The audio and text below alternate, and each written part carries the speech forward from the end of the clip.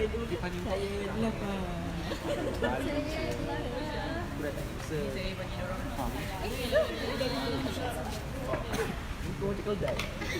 Taklah.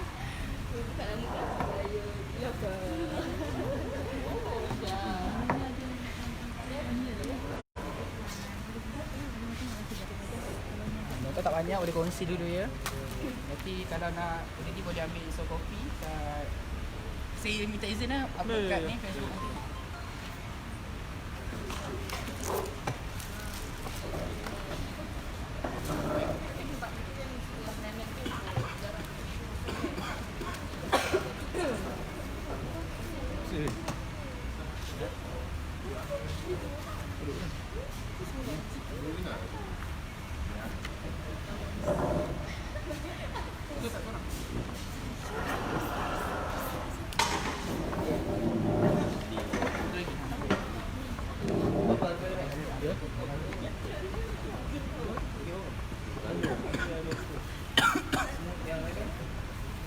Saya nak belanja.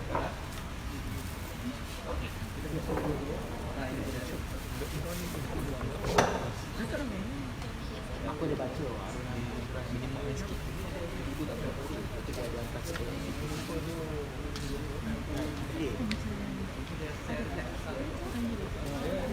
Malaysia? Boyfriend dia. Malaysia ada dua. Boleh.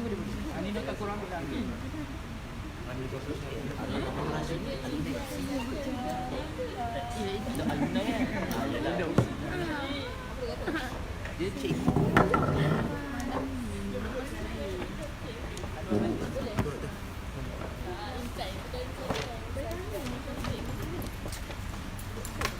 Sikit aduan lah. Bismillahirrahmanirrahim. Assalamualaikum warahmatullahi wabarakatuh. Dan selamat malam. Sebelum kita mulakan majlis, kita buka dengan umur kita Al-Fatihah.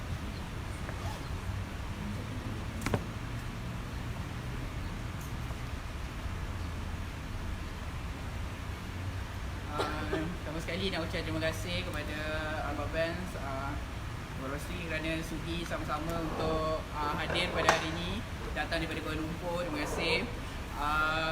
Dan terima kasih juga kepada Dr. Sarul, Abang Adli dan juga sahabat-sahabat yang lain yang sudi juga hadir ke diskusi ilmu kali yang ke-6. Kali ke-6. Jadi ini merupakan malam terakhir untuk diskusi ilmu penutup. Tapi ilmu jalanan masih ada lagi satu projek Minggu Harapan. Apa lagi satu projek tu jadi habis nanti baru saya beritahu lah apa projek ni pada Minggu Harapan. Jadi tanpa melengahkan masa lagi, saya silakan Abang Ben untuk teruskan dari diskusi ilmu. Okay, Assalamualaikum. Selamat malam. Terima kasih kepada Puan dan kawan daripada Ilmu Jalanan Opsi, Profesor Dr. Syahud akan datang, Profesor InsyaAllah. Adam pun ada. Okay. Bersama saya Abang Rusli juga. Nanti boleh jemput juga untuk bincang pasal OKU. Dengar ke sampai sana? Dengar? Okay. Jadi itu saya ada jumpa dengan Puan dan kawan datang ke kubu. Dia ajak datang untuk ni lah. Okay, Abdullah Hussein boleh cari. Saya ingat di perpustakaan, ingat dia. Mungkin di dalam nanti dia ada puisi juga. Saya pun ada tulis satu puisi juga. Sebab sedih ya. Ni yang sedih lah, part sedih sikit. Saya cari di Wikipedia, tak ada pasal Harun bin Rashid. Apa malang macam kita lah. Maknanya lepas ni, siapa yang dekat sini, kalau pergi tulis lah, kumpul sikit maklumat, dan tulis lah tentang Harun bin Rashid. Sebab tak ada maklumat. Sedih lah. Tak tahu adakah Buyung Adil, orang sini juga. Adakah saya tak Google lah tentang carilah tentang Wikipedia tentang Buyung Adil, seorang sejarawan tu di Wikipedia. Kalau tak ada, kena masukkan dan kena panggil orang untuk bincangkan juga. Saya tengok tadi masuk Awang Haq Saleh. Itu tak tahulah. Ni pun kebetulan saya terjumpa lah. Jadi saya fikir baguslah. Dan malam ni tadi ada konsert juga. Yeah, nice. Jadi kan ni kita ni lah kan. Ni apa nama? Perentak antara kuliah dengan konsert lah. Kita kalah. Apa permulaan gitulah. Okey. Jadi yang nak dipersembahkan pada malam ni adalah bentangan sajalah. Bukanlah nota yang saya memang tulis balik, tapi tulis pada buku inilah. Jadi saya bentang sebab saya ingat ni mungkin untuk saya juga sendiri, iaitu tentang tokoh ni tak jumpa kalau kita nak cari tentang dia, sedangkan dia menulis sangat banyak. Jadi ini lebih pada bentangan, dan saya fikir bila lagi kita nak membaca, nak mengingat balik tentang tokoh yang sangat berjasa, bukan saja pada maktab saudara-saudari sekalian, tapi juga kepada bangsa Melayu dan bangsa Malaysia. Tidak ada masalah guna istilah mana pun. Baik, Harun Aminur Rashid, seorang nasionalis kiri, kata Datuk Aziz Tapa, kita sekarang ini mencari hero hingga menimbulkan percekcokan yang hebat. Kita lalu mencari di luar, padahal hero itu ada di dekat kita sendiri, dalam negara kita sendiri yang kita tidak mahu akui. Dulu kita ada hero Hang Tuah untuk orang-orang yang bersikap moderat, dan Hang Jebat pula untuk orang-orang yang suka memberontak. Saya yakin dan percaya Cikgu Harun ialah seorang pahlawan, seorang hero budiman, kerana apa yang dicita-citakan oleh Cikgu Harun sekarang telah nampak dengan jelas, baik di dalam politik, bahasa dan kebudayaan. Beliau seorang sosialis, tapi sosialis yang berpusat kepada kebangsaan Melayu tanpa mengira fahaman politiknya. Dia adalah seorang hero kita. Okay. Baik, Harun Aminur Rashid, orang yang kita akan perkatakan ya. Nama dia bukan Harun Aminur Rashid ya. Harun bin Muhammad Amin. Tak silap saya. Aminur Rashid itu dia nama pena lah, sebab dia jumpa satu baca kisah lama pada zaman Abu Nawas dulu. Ada khalifah Harun Aminur, sebenarnya Harun Aminur Rashid, Abu Nawas tu dalam cerita Harun Aminur khalifah Harun Ar-Rashid. Jadi itu dia tambah Harun Aminur Rashid, nama penanya. Nama dia Harun Muhammad Amin. Seingat saya lah. Okey. Juga dikenali dengan nama pena Har Gustam Negara Atmajiwa, dilahirkan di Singapura pada 8 Ogos 1907 di Kampung Teluk Kurau. Harun mula bersekolah di Sekolah Melayu Teluk Kurau, kemudian di Maktab Latihan Sultan Idris Tanjung Malim di sini pada usia kira-kira 17 tahun. Baik. Ini maklumat asas lah tentang SITC, tapi saya baca jugalah, sebab ini yang disalin semula ini adalah benda yang saya fikir sebagai saya seorang luar, saya fikir sangat menarik lah. Sultan Idris Training College merupakan institusi yang paling tinggi bagi anak-anak Melayu yang belajar di sekolah-sekolah Melayu di seluruh semenanjung tanah Melayu, Singapura, Labuan, Brunei dan Sarawak. Ia jauh berbeza daripada Malay College Kuala Kangsar (MCKK) yang telah ditubuhkan pada tahun 1905 yang hanya menerima pelajar-pelajar dari aliran Inggeris dan dari anak-anak raja serta golongan bangsawan Melayu sahaja. Kalau Sultan Idris Training College melatih bakal-bakal guru sekolah Melayu, maka MCKK khusus melatih bakal pegawai pentadbir kerajaan.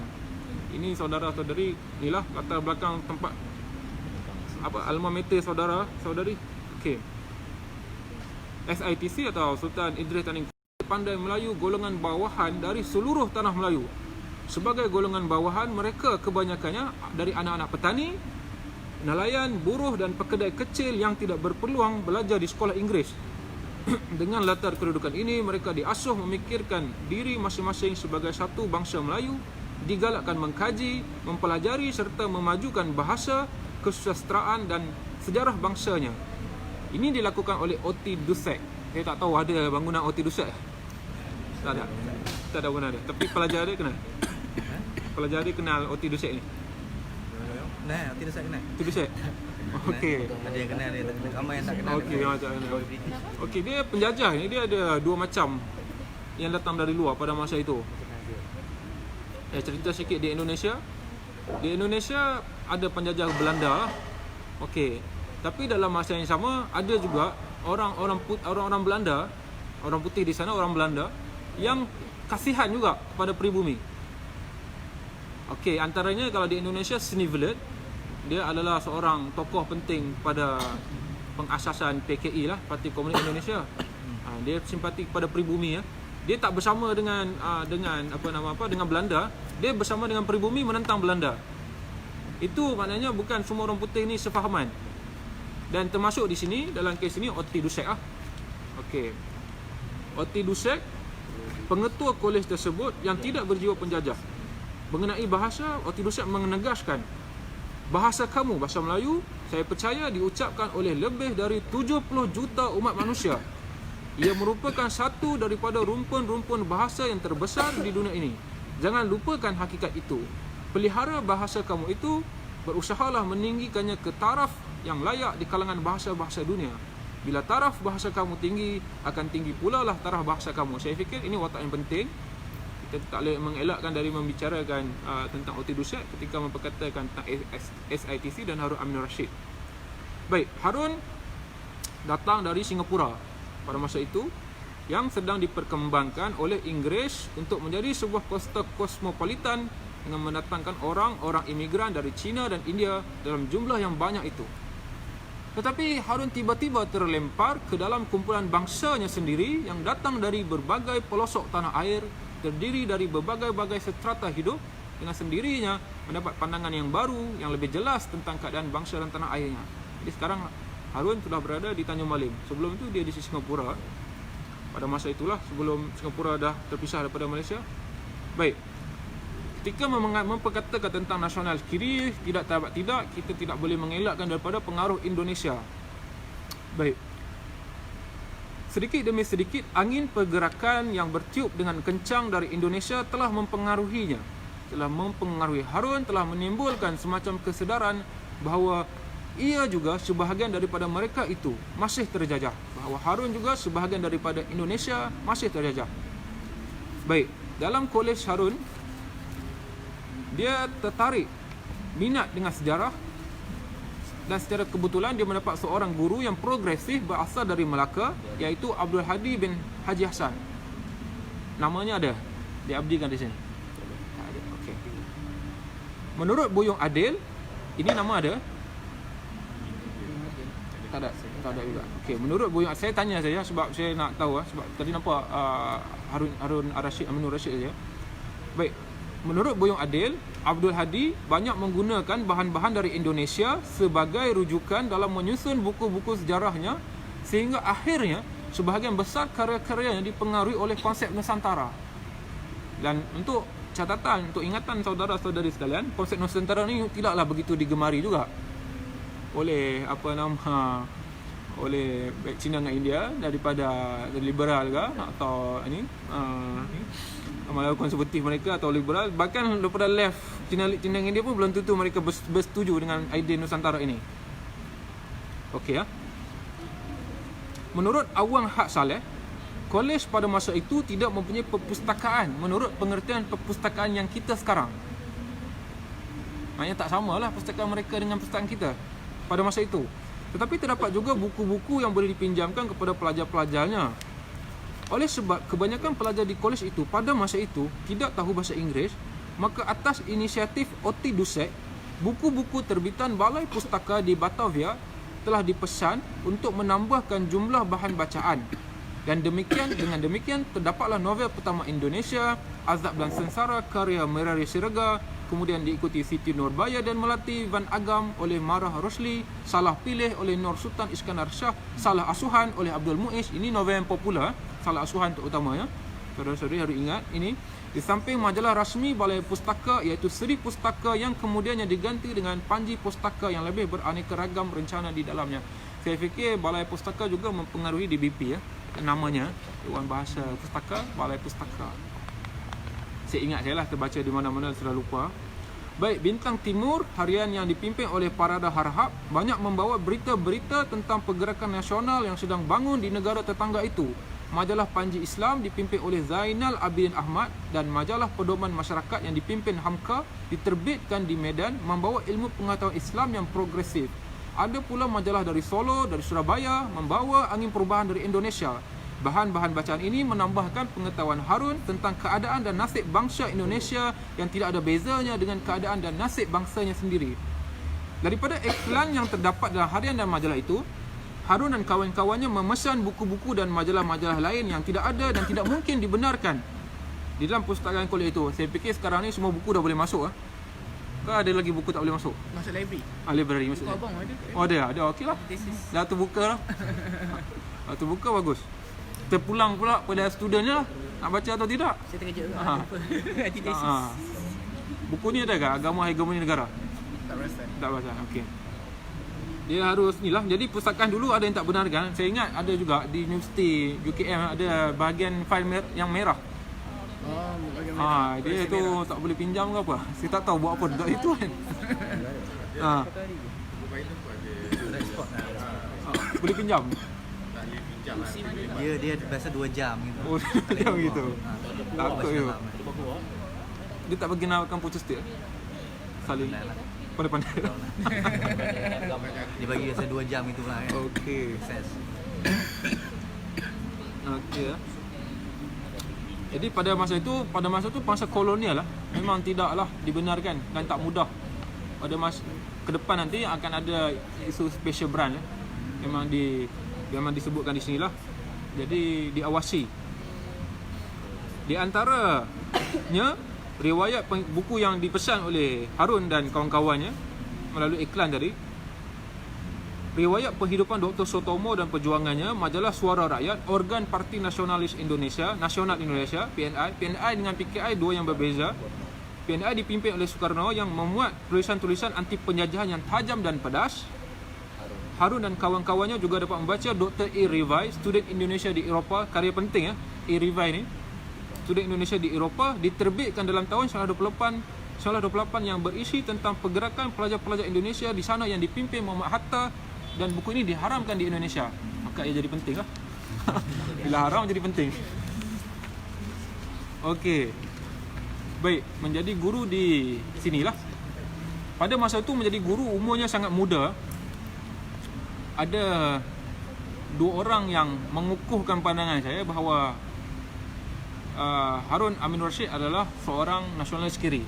2 orang itu akan dibicarakan nanti, mungkin tidak dalam teks ni. Tapi pada masa itu menjadi guru sangat muda.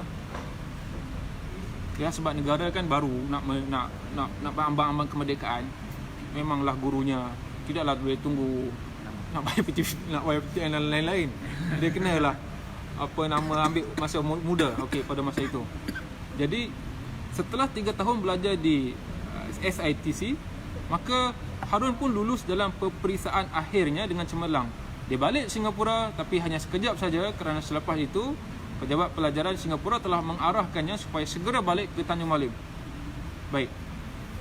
Yang ni saya tak pasti adakah masih berlaku di sini pada perenggan seterusnya, iaitu pada masa itu ada satu tradisi yang dilakukan seminggu sekali pada tiap-tiap malam Jumaat, iaitu tiap-tiap orang guru bergilir-gilir memberi syarahan kepada penuntut-penuntutnya. Ada? Ada. Ada baca Yasin. Baca Yasin. Maknanya kita dipengaruhi Islami sangat kuat. Saudara kena ingat, budaya ini bukan budaya yang datang tiba-tiba. Budaya ini kemungkinan besar direbakkan oleh universiti awal, universiti yang sana. Pengaruh Islami fundamentalisme sudah merebak. Budaya konsepnya, budaya Islamis yang sangat kuat. Akhirnya baca Yasin je kita. Patutnya tradisinya dulu syarahan. Jadi giliran Harun tiba pada pertama kali 7 November 1927 dan tajuk yang pertama dia kemukakan oleh Harun ialah Hasil Bumi Melayu. Jadi Harun ni sebab tu saya kekalkan nama dia nasionalis sebab dia memang banyak dia cakap Melayu ialah dia punya ni syarahan dia. Baik, sejak giliran bersyarah yang pertama Harun itu pada 1937 pada giliran bersyarah Harun yang pertama tadi sampai tahun 1937 bulan April seperti yang dicatatkan oleh salah seorang muridnya, Harun telah membuat 11 kali syarahan dalam berbagai-bagai tajuk, di antaranya Hasil Bumi Melayu tadi, Bangsa Melayu 11 Januari 1928, Kepandaian Melayu 19 April 1929, perkara yang mesti diketahui oleh anak muda Melayu 24 Mei 1929, mesti bersendiri 2 Ogos 1929, hidup tolong-menolong 18 November 1929, persatuan 11 April 1930, manusia dengan ilmu 8 Mei 1931, kalau mau jadi wartawan 7 April 1934 dan lain-lain lah. Harun selalu menyelitkan kisah-kisah pemimpin dunia seperti Gandhi, Soekarno dan Sun Yat-sen. Soekarno ada nama di situ. Nur Haji Muhammad Yusof Harun. Minat penonton-penonton terhadap syarahan Harun amat besar sekali. Ada waktunya tingkat-tingkat bilik darjahnya dijaga oleh murid-muridnya supaya jangan didatangi secara tiba-tiba oleh orang putih. Kalau kelihatan kelibat orang putih, maka diberi isyarat segera dan tajuk syarahan pun diubah serta-merta. Ni cerita ni boleh buat filem ah. Saya harap mungkin lah. Ada kawan-kawan yang berbakat apa ni boleh buat, sangat bagus ah. Sebab dia revolusioner ni, dia datang dari macam-macam bentuk. Dari guru pun boleh. Jadi saya ingat Harun Rashid ni sangat dramatis juga. Dalam buku ini, dan saya tak cerita banyak dalam ni lah sebab kita ni nota lebih kurang 2K saja. Dalam buku ni lebih panjang, menceritakan dia dengan zaman Jepun yang bergolakkan di Brunei. Dan selepas itu ada lagi part yang tak diceritakan di sini yang sangat menarik lah seorang Harun ini. Saudara Harun dapatkan. Kalau tak ada di sini boleh dapatkan di Dewan Besar Pustaka, saya ingat. Baik. Syarahan dan tulisan-tulisan Harun bukan berlalu begitu sahaja tanpa ada perhatian dari pihak berwajib. Kalau Harun, Zakbar, Ahmad Bahtiar bersyarah, kata seorang kawan dia, Haji Nik Mustafa dari Kelantan, biasanya ada di dalam kumpulan pendengar itu ada orang-orang special branch. Kerana bahan yang selalu diucapkan mereka, terutama sekali Cikgu Harun, ialah tentang semangat kebangsaan. Baik. Oleh sebab kegiatan Harun membangunkan semangat pelajar-pelajar maktab, maka salah seorang yang menjadi ejen Inggeris pernah membisikkan kepada Harun, jaga-jaga sedikit, nama awak belum sampai lain merah, masih di lain biru. Maksudnya kesalahan Harun masih boleh diberi ampun, tapi kalau sudah merah, maka tiada maaf bagimu. Menurut Harun, di antara yang menjadi ejen itu termasuklah ketua guru sendiri dan salah seorang bekas muridnya yang pernah datang mencium jarinya meminta maaf. Ini ada, ini biasalah. Maka tak lama kemudian, selepas aktiviti pengajaran Harun pun disingkirkan ke Brunei dengan alasan kenaikan pangkat. Kenaikan pangkat itu disingkirkan ya. Antara tempat yang jauh Brunei pada masa jauh lah jugalah. Okey, tapi dia pergi dengan keluarganya lah. Cuma ada keluarga anak-anak dia lain kecil-kecil masih ada di di Semenanjung. Okey. Di Brunei, okey. Ini juga banyak saya tak sebutkan di sini. Harun ni suka mengejarkan kebun waktu di Tanjung Malim. Dia lanjutkan lagi semasa di sekolah-sekolah Brunei kerana ia mengetahui pada masa itu betapa pentingnya usaha ini bagi murid-murid yang berasal dari kampung. Sebab orang dari kampung dekat dengan apa? Dekat dengan tanah. Bila dekat dengan tanah, untuk kau mendapat makanan, bercocok tanam. Okey. Selain daripada mendatangkan kesihatan, bercocok tanam tadi, ia juga dapat mendatangkan hasil bahan makanan. Di antara sayur yang Harun galakkan penanamannya adalah sawi, lobak, peria, timun dan seumpamanya. Mana-mana saudara-saudari sekalian, jika ada masa nanti, jika masa pengangguran, inilah. Ini teladan daripada leluhur saudara-saudari Harun dicontohi ya. Tanpa semena-mena 8 Disember 1941, Jepun mula mengisytiharkan perangnya terhadap blok ABC. ABC di sini Amerika, Britain dan China di sebelah timur. Okey. Ya, dia guna memang dalam buku ni dia sebut ABC. Kerana jajahan ABC langsung menerima serangannya yang hebat. Okey. Dan sampailah satu ketika di Harun di Brunei tadi, dia pernah berputus harap. Sebab sekolah budak-budak pada masa itu budak-budak sudah tak datang sekolah. Cikgu seorang-seorang saja. Jadi nak ajar apa dah perang. Nak makan pun susah. Jadi macam mana? Harun berputus harap melihat keadaan yang menyakitkan hatinya sebab ia tidak ada upaya untuk menolong orang-orang yang teraniaya. Akhirnya Harun mendapat satu jalan.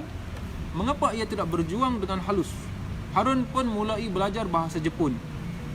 Memang saya fikir dia memang seorang cendekiawan Melayu, orang yang otaknya pandai Sebab banyak benda yang dia buat ni saya fikir kita hari ni pun tak terbuat. Kita lebih banyak merungut juga. Tapi Harun ni saya ingat kreatif otaknya. Dia ada je jalan dia. Jadi Jepun datang belajar bahasa Jepun. Dalam masa singkat, mahirlah Harun bahasa Jepun. Kerana kemahiran Harun berbahasa Jepun, maka ramailah orang datang mengadukan permasalahan mereka kepada Harun. Okey. Dan memanglah Harun ni bukanlah angkat senjata semua ya. Sebab tu saya fikir melawan ni banyak-banyak cara. Tak boleh angkat senjata, dengan pena. Tak boleh pena, mengajar. Macam-macam cara. Bertani, okey, bertani. Pesan Harun pada waktu penjajahan Jepun di Brunei pada masa itu, kata dia kepada orang yang mengadu masalah kepada dia, dia kata, carilah tanah kosong, pugarlah tanah rimba, jadikan kebun keladi, ubi dan bertanam padi. Jauhi kawasan bandar yang selalu mendatangkan kesukaran hidup. Pindahlah ke kampung-kampung yang jauh atau ke ulu-ulu sungai, supaya semak samun dan hutan rimba di sana itu menjadi ladang dan kebun yang boleh mengeluarkan hasil. Sebab Jepun pada masa itu cari orang, dia nak tangkap orang untuk buat dia punya inilah, jambatan dia ke, buat dia punya itu tapi kat Brunei lah. Banyaklah dia punya kegunaan. Jadi Harun nasihatkan orang-orang Melayu pada masa itu di sana untuk pindah, cari lebih dalam lagi. Dan kalau kerja dengan Jepun pun mana dapat kerja, upahnya apa? Sangat sikit lah pada masa itu. Dan selepas Jepun dah balik, ini saya tak cerita di sini, dan Jepun datang balik, Harun pun berkempen untuk anak-anak kampung pada masa itu untuk pergi balik bersekolah. Dalam masa yang sekejap, penuhlah sekolah balik. Itu dia. Lebih lanjut saudara-saudari dapatkan. Baik, politik. Ada lagi fasa yang tak diceritakan, akan disembangkan selepas ini. Sebab disebabkan Harun belajar bahasa Jepun dan menjadi pemudah cara, sudah ada datang fitnah kepada dia, kolaborator dengan Jepun. Nanti kita akan sampai situ nanti. Okey, politik. Baik. Kecenderungan Harun kepada politik bermula dengan pendedahan dirinya kepada berita-berita yang dapat dibaca dari Indonesia. Maknanya saudara-saudari kena memerhatikan, Indonesia adalah satu lahan yang penting untuk saudara-saudari mendapat inspirasi dan macam-macam. Jangan saudara-saudari ingat Indonesia ni sekadar buruh asing yang datang mate bibit saja. Itu satu pengamatan yang kurang baik. Okey. Dan semangat yang ditanam oleh Oti Dusek yang sendiri selalu membangunkan kesedaran pelajar-pelajar Melayu dengan tujuan untuk membasmi sikap tidak apa. Oti Dusek mencungkil perkara-perkara yang boleh menimbulkan kemarahan. Misalnya dia mengatakan orang Melayu itu bodoh. Dia katakan. Tapi saudara-saudari kena tengoklah macam apa maksud dia kata itu.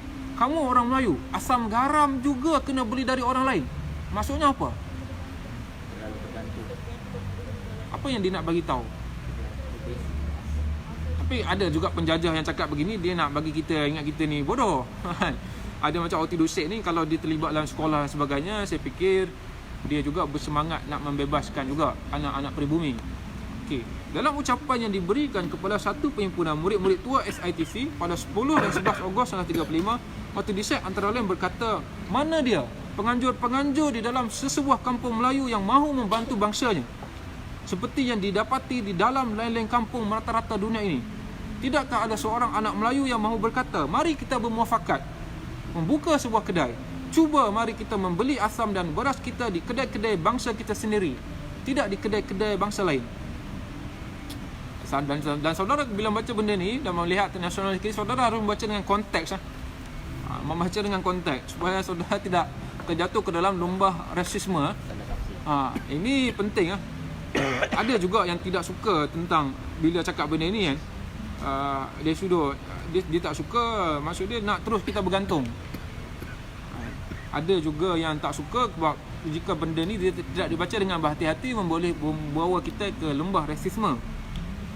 Okey, Harun amat tertarik kepada Soekarno kerana semangatnya membangunkan bangsa Indonesia menentang penjajahan Belanda. Menurut Haji Osman Siddiq, seorang kawan Harun yang sama-sama menuntut di SITC, cita-cita Cikgu Harun ialah membangunkan semangat kebangsaan seperti yang dilakukan oleh Soekarno. Itu dalam perbincangan selalu bercakap tentang penjajahan di Indonesia dan di Semenanjung. Harun menyuruh orang-orang Melayu mencontohi semangat orang-orang Indonesia. Ada part yang boleh ikut, ada part yang tak boleh ikut lah. Okey, Harun sempat menjadi ahli parti PKMN, Partai Kebangsaan Melayu Malaya, beberapa tahun sebelum parti itu dibubarkan penjajah.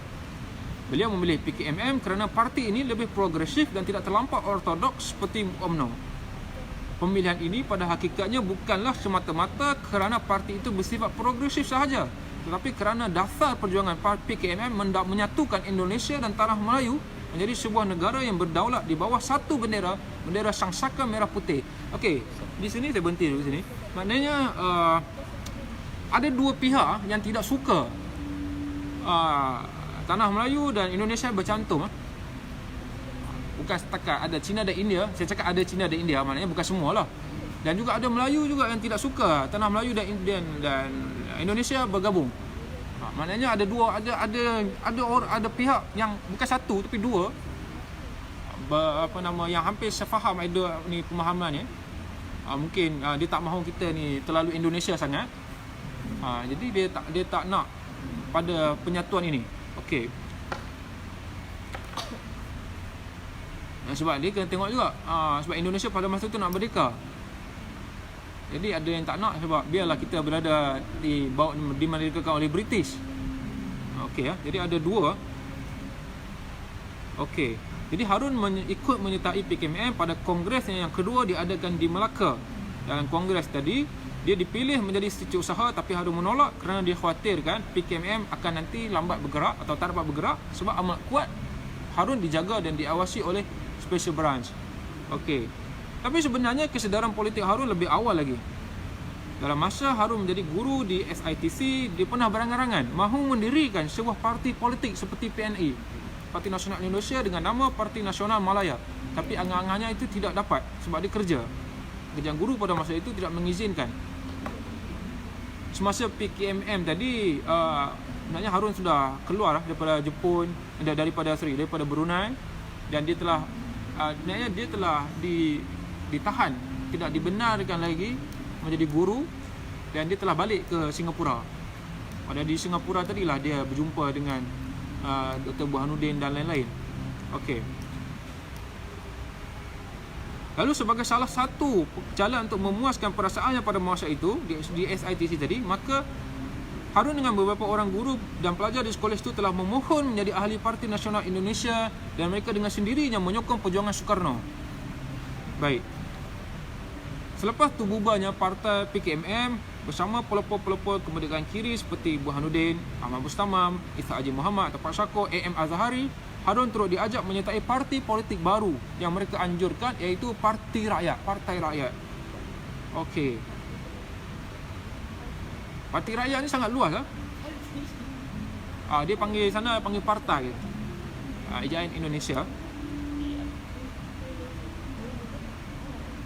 Sementara di Semenanjung Tanah Melayu, pimpinannya adalah Ahmad Bustamam. Di Singapura, ketua satu Partai Rakyat Singapura adalah Harun Aminur Rashid, dan di Brunei A.M. Azhari adalah ketua Parti Rakyat di sana. Dan untuk pengetahuan sekalian, sebab sekarang semua ingat Brunei raja sebenarnya Brunei tu sebelum jadi raja pernah berlaku pemberontakan Brunei dipimpin oleh Parti Rakyat A.M. Azhari lah. Dan disebabkan pimpinan dia tadi, Parti Rakyat, itu yang menyebabkan Ahmad Bustamam ditangkap. Pemberontakan Parti Rakyat Brunei di Brunei mengakibatkan pengasas Parti Rakyat, ketua umum Parti Rakyat pada masa itu di Semenanjung Tanah Melayu telah ditangkap.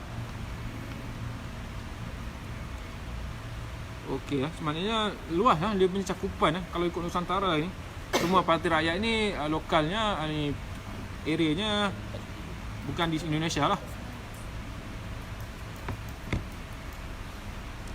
Tapi adalah ura-ura dulu, iaitu nak menggabungkan seluruh kepulauan Melayu lah. Maknanya saudara-saudari bayangkanlah jika projek Soekarno itu berlaku, apa berlaku pada kita? Sangat luas lah. Kita mungkin sama dengan China lah. Sebenarnya, dan kalau sebelum pergi lagi, ini adalah lebih radikal daripada Soekarno. Nama dia Tan Malaka. Mungkin pernah dengar juga, tapi namanya tidak ada ditulis lah. Komunis ni tak balik saudara. Dia pernah datang ke Komintern di Rusia pada masa itu, dan dia telah meminta lah peruntuk, maksud dia satu kawasan lah, sebab lain-lain tempat sudah ada dia punya perwakilan. Maknanya kalaulah kita kata idea Soviet berjaya, maknanya bukan idea Amerika, maknanya kita ni dalam satu ni lah kepulauan, perwakilan, dapat satu ni lah kerusi. Jadi saya fikir sangat luas lah idea ni kan. Tapi malangnya kita dipecah-pecahkan lah oleh kolonial lah. Okey.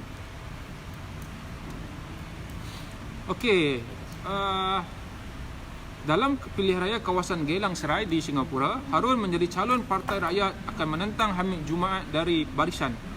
Harun kalah dalam pilihan raya itu dan lepas dia kalah, dia buat surat permohonan meletakkan jawatan dengan baik. Nanti ada saya akan sebutkan juga. Sebaik saja ia keluar dari Parti Rakyat dan ketika Hamid Jumaat menjadi lawannya menduduki Kabinet Singapura, Hamid Jumaat telah mengajaknya memasuki UMNO. Ajakan itu telah Harun tolak kerana Harun percaya parti yang progresif sahaja yang sesuai dengan jiwanya dan dapat menjadi pembangkang yang sihat dalam parlimen.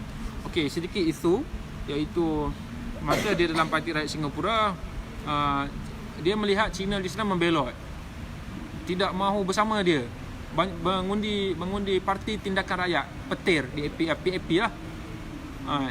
Sana panggil PAP lah, petir. Kemudian yang Melayu menyokong Barisan, yang Cina menyokong petir. Jadi dia merasa dikhianati. Kerana itu dia meletak jawatan dengan baik. Dia faham aspirasi Mak Bustamam, Burhanuddin pernah datang cari dia di Singapura. Jadi dia faham aspirasi mereka ni, tapi sebab dia fikir tak boleh bawa benda ni, jadi dia pun berhenti dengan baiklah. Baik, sejak berhenti dari Parti Rakyat, Harun tidak giat lagi dalam politik kecuali sekali dalam Kongres Pemuda Melayu Semalaya yang berlangsung di Kuala Lumpur pada 8 sampai 10 April 1955.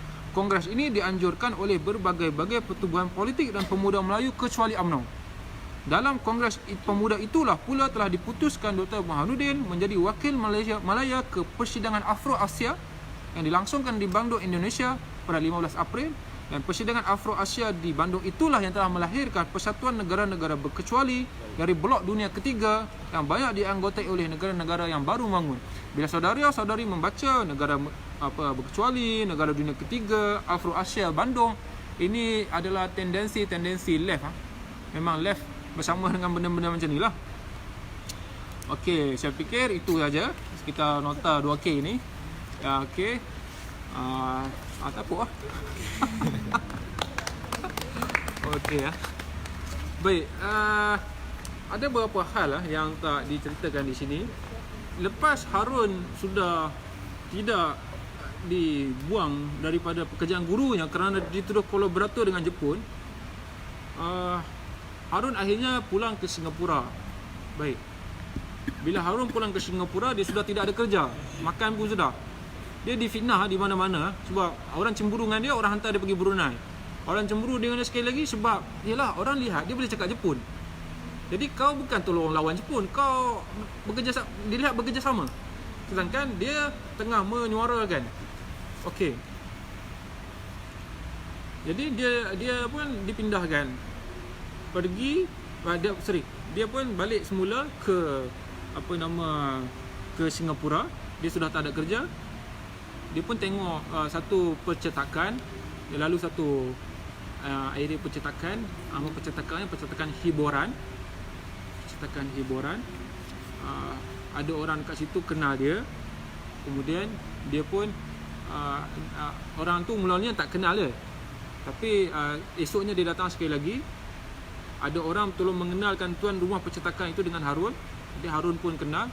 Dia mengenalkan inilah Cikgu Harun yang terkenal itu.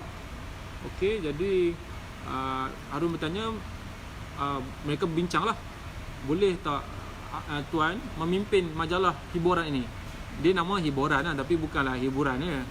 Nama dulu bukanlah macam Mastika lah, sekarang cerita hantu kan. Dulu cerita apa kan, lain lah. Saudara-saudari jangan ingat Mastika dulu sama sekarang. Mastika sekarang pun dah lama, Mastika sebenarnya dah lama mati. Bukan baru mati, dia dah lama mati. Mastika ni dulu memperjuangkan benda-benda yang penting. Okey, jadi balik pada hiburan. Jadi Harun kemudian memimpin hiburan dan sukses, berjaya. Daripada majalah hiburan tadilah kemudian Harun menerbitkan novel-novelnya yang banyak, dan majalah terbitan hiburan yang lain. Itulah Harun Aminur Rashid. seorang yang ada saja akalnya untuk menyelesaikan permasalahan kehidupannya. Maksudnya dia tak putus asa lah. Tak boleh tak boleh mengajar, menulis. Tak boleh menulis, tak boleh mengajar, pergi berniaga, pergi buat majalah pula. Maknanya dia tak stuck lah di situ. Itu antara yang bagus lah tentang Harun Aminur Rashid. Saya fikir dia watak yang survivor lah dalam ni. Dan saya ingat itu saja. Buka jika ada soalan, jika ada komentar, penambahan dan lain-lain lah.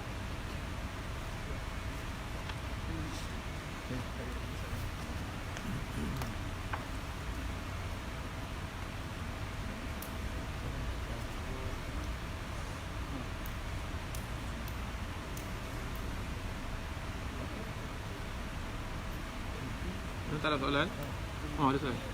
Nak tanya, kenapa OT Dusek ni dia nampak bahawa pendidikan mampu mengubah orang Melayu, khususnya golongan bawah. Kenapa OT Dusek ni tak sama dengan pegawai kolonial ni? Saya fikir itulah manusia. Manusia macam betul, kita jangan ingat Melayu yang dibunuh oleh PKM dulu semuanya baik je. Ada yang jadi tali barut penjajah. Jadi saya bukan nak membenarkan PKM, no, bukan. Saya nak mengatakan di sini kejahatan dan kebaikan ni ada pada semua orang. Ada orang, bukanlah dia tu mungkin datang. Saya tak, dalam buku ni tak dicerita banyak OT Dusek lah riwayat hidup dia. Kita kena cari rujukan lain. Mungkin kena tengoklah di arkib British ke apa kan. Mungkin dia datang sebagai pegawai jajahan British untuk menguruskan SITC. Mungkin, saya kata mungkin. Jadi dia bukan dah lahir-lahir dia terus berwatak kolonial. Dia bekerja untuk mereka, untuk menurus tadbir tanah ini. Penjajah itu yang ketuanya lah. Okey. Jadi dia terbetik di hatinya kesian, itu saya rasa itu biasa. Semua orang akan ada benda tu. Ada Melayu penjajah, ada Melayu tali barut penjajah yang fikir duit saja. Ada Melayu yang nak berjuang macam Harun Aminur Rashid. Jadi ada di mana-mana pun ada. Bukan setakat Melayu, ada India, Cina juga yang baik dan jahat. Seperti mana disnivelate di Indonesia, bagaimana seorang Belanda yang boleh bersama dengan peribumi untuk melawan penjajah dari bangsanya sendiri. Jadi saya fikir itu fitrah manusia lah. Sangat subjektif lah benda tu, sebab kita kena tengok balik rujukan dia. Sebab OT Dusek tak diceritakan banyak dalam buku ni. Tapi OT Dusek adalah orang yang bukan pejabat garang-garang. Kalau kat SITC sama dengan Zafar, dia punya tadi pun saya cek dengan untuk refresh balik. Dan kalau saya ingat tu dia punya percanggahannya dengan dia punya perawatan Winstead, Olaf Winstead yang memang dekat negeri Perak tu. Tak adalah diceritakan kenapa ada apa latar ni, tapi nampaknya seolah-olah macam OT Dusek ni aliran fikiran yang lain lah. Lagipun dia pun bukan orang Inggeris, dia orang Jerman. Dia bukan Jerman ya. Ada satu cara dia melihat Idea tentang liberalism. Ada satu lagi watak tu, dia tulis buku ni, ni nama lain lah, nama dia saya tak ingat. Tapi dia punya buku dia Mark Havela. Nama pena dia Multatuli, tapi dia bukan orang Indonesia. Jadi itu pun orang putih, orang luar yang simpati juga terhadap nasib anak jajahan. Bukunya harus dibaca lah. Buku tu penting lah. Teks klasik yang penting. Baik. Mungkin saya pun tarik juga. Kita masih lagi berkisar dalam watak OT Dusek ni lah. Kalau kita tengok dalam perenggan yang keempat itu, apa yang dikatakan mengenai bahasa Melayu, dia kata bahasa kamu, saya percaya, diucapkan oleh lebih 70 juta umat manusia. Waktu itu 1920s lah, dia kan 100 tahun yang dulu. Hari ini ratusan juta bahasa Melayu tuturkan. Dia merupakan satu daripada rumpun bahasa yang terbesar di dunia. Jangan lupakan hakikat itu. Pelihara bangsa kamu, berusahalah meninggikannya ke taraf yang layak di kalangan bahasa dunia. Bila taraf bahasa kamu tinggi, akan tinggi pula lah taraf bahasa kamu. Saya kira ini satu perkara yang, ataupun satu ucapan yang sangat-sangat signifikan yang kita lupa dan jarang juga kita promote lah. Jarang kita promote tentang kepentingan bahasa. Ialah yang mematikan bahasa Melayu itu sendiri adalah orang Melayu. Apa lagi yang kita boleh harapkan? Betul? British penjajah kita kalau kita katakan tarikhnya katakanlah 1786 lah, kita ambil dari Penang sampai 57 tu, dia tak pernah usik Jawi. Dia tak pernah usik Jawi. Benarkan Jawi berkembang. I mean as it was lah, seperti yang sebelum itu, tak ganggu. Walaupun dia ada pernah buat lah ordinary pelajaran ke ataupun pendidikan dia tu, tapi dia tak ganggu bahasa Jawi, tak ganggu tulisan Jawi, tak ganggu bahasa Melayu. Hanya selepas merdeka kita kehilangan identiti tulisan Jawi itu. Dan kalau kita tengok sini, bila Dusek cakap tentang bahasa itu, dia sedang bercakap tentang tulisan Jawi. Kan? Sedang bercakap tentang tulisan Jawi. Tapi kita akhirnya yang menghilangkan identiti bangsa itu ialah orang Melayu sendirilah. Berperang susah-susah dengan British, dengan penjajah, kemudian dengan Jepun, kemudian dengan PKM, akhirnya menguburkan identiti bahasa. Sedangkan Oti Dusek ni, bukan saja Oti Dusek, ramai lagi lah. Wilkinson, Winston walaupun ni lah ada juga, tapi Winston, Wilkinson semua punya peranan yang penting dalam pendidikan kita. So, penjajah yang datang dia tahu untuk menjaga identiti, kan? Tapi akhirnya yang menghapuskan identiti kita ialah orang kita sendiri. Dan akhirnya hari ni kalau bila orang buat signboard kan dengan bahasa yang tidak masukkan bahasa Jawi, marah pula. Tahu kita marah. Tapi setakat manakah perjuangan kita sendiri untuk memartabatkan ini? Kan? Kita ada bahasanya, kita tinggal hanya bahasa, tetapi tulisannya tak ada. Itu pandangan saya lah. Kita perlu buat satu mungkin apa yang kita terdaya. Dulu ada akhbar utusan Melayu kan. Hanya utusan Melayu dah terkumpul dah. Itulah yang last man standing kot. Utusan Melayu tu. Pernah tengok utusan Melayu? Tulisan Jawi tu. Tulisan Jawi, tulisan Melayu tu ialah akhbar Jawi. Akhirnya lembuh dah. Kita tahulah. Kita ini bukan sahaja dijajah oleh penjajah, tetapi juga dijajah oleh bangsa sendiri. Tapi yang lebih menyakitkan ialah apabila dijajah oleh bangsa sendiri. Saya nak tanya, kalau macam apa antara karya ataupun penulisan yang Harun Aminur Rashid ni yang sebenarnya dia memberi satu signifikan dalam masyarakat sekarang ni, tapi dilupakan oleh masyarakat sekarang yang tak dapat. Semua lah. Semua penting dan semua dilupakan. Dia tulis banyak. Melur di Kuala Lumpur, Panglima Awang. Buku ni dimulakan dengan Panglima Awang. Dan saya fikir sini ramai peminat Faisal Terani. Layan juga. Angkat tangan. Ada? Yang ni tak minat ni apa? Layan juga layan. Okey. Saya fikir mungkin tak bertepah lah. Mungkin Faisal Terani lebih patut jawab kan. Saya fikir 15 dipengaruhi oleh Panglima Awang. Sebab dalam 15 karya Faisal Terani menceritakan orang Melayu yang pergi menakluk Portugis. Dalam cerita tapi kalau kita ikut timeline dia, Panglima Awang tu menarik lah juga diceritakan, iaitu yang mana Panglima Awang ni ditangkap di sini, kemudian pergi ke sana dan menjadi hamba abdi di sana. Saya tak tahu apa yang sebab saya tak baca lagi teks itu, saya cuma baca petikan saja dalam ni.